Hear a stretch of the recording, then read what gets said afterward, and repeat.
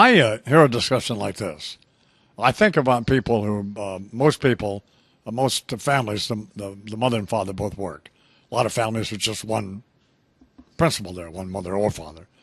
And that they neither have the time nor, in many cases, the finances to support eating healthy. Is that a legitimate concern on my part that it's just impossible, almost impossible to do what you both are recommending is almost impossible to actually do? Well, what you're saying is about access and stuff. You know, we used to think so, that it's cheaper to go to McDonald's or something like that and buy fast food. The truth is, it's actually less expensive if you have access to healthy, regular foods to cook your meals. We don't have the time to do that. That's part of it. A lot of families are busy. But it may be less expensive for some families. So I'm not sure And what about he that. just said, the global picture of obesity, it's not just in the United States anymore. It's Asia, which never really had a problem with obesity or overweight children, now has an obesity epidemic as well. And the main connection to that is all of our fast food restaurants that have been put in their neighborhoods in those countries, and they're eating like we are now. You were just at a convention of pediatricians. What was that? Yeah, it's the American Academy of Pediatrics. And what was that like? What did you guys discuss there? Well, it's the biggest group of pediatricians in the world. We had 10,000 people there. There are a lot of different educational things going on, but there's also... Where was it? In Boston. Boston, Okay. at the new convention center. Sponsored by somebody? Or? Sponsored by a lot of people. Well, this is where this is perverted and gross, that they would have Coca-Cola and high fructose corn syrup as their corn refinery as their main big huge sponsors at the American Academy of Pediatrics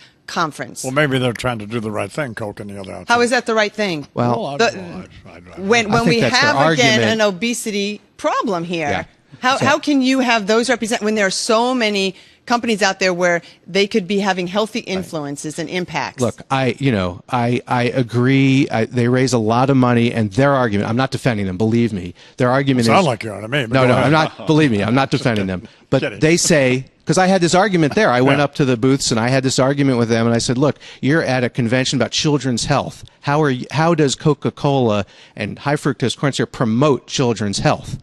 And the answer was, well, high fructose corn syrup, we're not any worse than sugar. That's the argument. That's like saying that lame excuse, and it's intellectually dishonest, that what they told you, because that's like saying there's no difference in all fats. But there clearly is. There's healthy fats and there's really bad fats. We got about a minute left. Give me 10 seconds or so of simple advice. A family has a kid who's clearly overweight.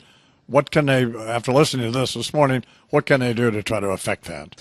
I think they should, try to get more food at home cooked food, looking at whole foods that have healthy things, drink a lot more water, and get out there 30 minutes a day, exercise, walking, something. First of all, make your kid a priority. Otherwise, don't have kids. Why are you having a child when you're both working, which we all have to work, but your parents aren't taking the time? They want to shove it off on someone else. They want to shove it off on the microwave, all these electronical devices. Don't let your kid have unlimited time in front of the television and the computers and their iPods and their cell phones. That's also dangerous, and there's a whole cell phone issue and electronic issue too that's contributing.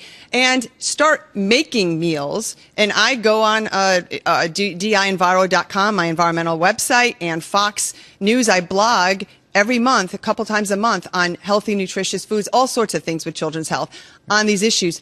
Easy, quick ways, because the reality is I know people don't have the time, but at the same time, you need to take some time. And that's a big part of it. And a lot of parents, frankly, are not doing that. Neither one of you sound crazy to me. I mean, it sounds like a reasonable discussion. So yeah. Well, they are. Well, we have to have those discussions, too. You can't be afraid to have them. No, and there are real viable solutions. And thank you for not freaking out on Dr. Rosen. So, thank you very much. Dr. Lawrence Rosen, Deirdre Imus, 12 minutes now.